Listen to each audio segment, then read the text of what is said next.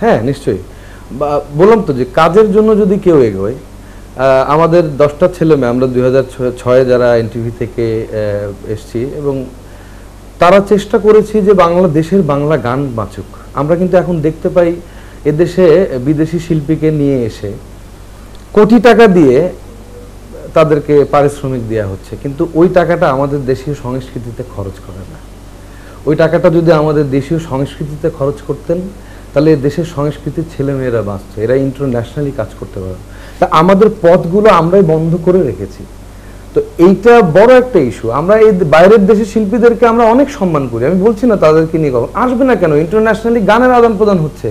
আপনি বিদেশি শিল্পীর গান শোনেন না? আমি শুনি না।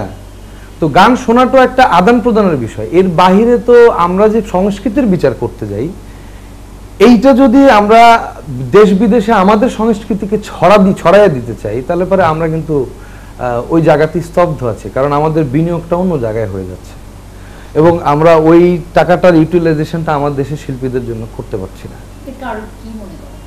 আমি তো ওই নীতি নির্ধারকের জায়গায় নেই, তবে অ্যানালাইসিস করে বলতে পারি এতটুকু যে বাংলাদেশে মিউজিক রেগুলেটরি কমিশন নেই, জন্য আমাদের গানের এই বাজারটা আমাদের অন্য বাজারে চলে গেছে। এবং দেশীয় সংস্কৃতির বিচারে এটা ইলেকট্রনিক্স মিডিয়া একটা বড় বাধা, যে আমাদের দেশের গানগুলোই কোনো না একটা অন্য দেশের বাজারের কাছে প্রশ্নবিদ্ধ হয়ে আছে, এবং এখান থেকে শিল্পীরা তাদের রয়্যালিটি থেকে বঞ্চিত।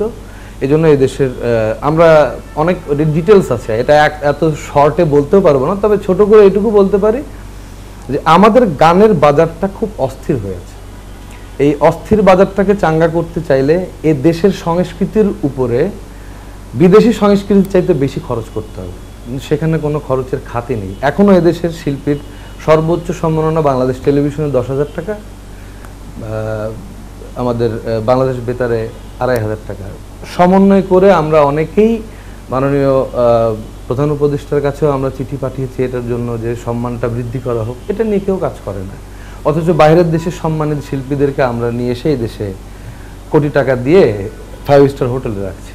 এই সময় কিন্তু আমরা কোনো শিল্পীকে পথে নামতে দেখিনি, একটা প্ল্যাকার্ড হাতে দেখিনি, যে যেখানে আমাদের দেশীয় শিল্প, দেশীয় সঙ্গীতের আর কি বলবো গবেষণাগার তৈরি হচ্ছে না, রিসার্চ হচ্ছে না, ইনস্টিটিউট নেই, সেখানে বিদেশি শিল্পীদের পেছনে এই পরিমাণ খরচ, এবং সেখানেও কিন্তু আমরা স্বনামধন্য শিল্পীদের একই মঞ্চে গান গাইতে দেখি এবং সেটা নিয়ে গর্বিত হতে দেখি।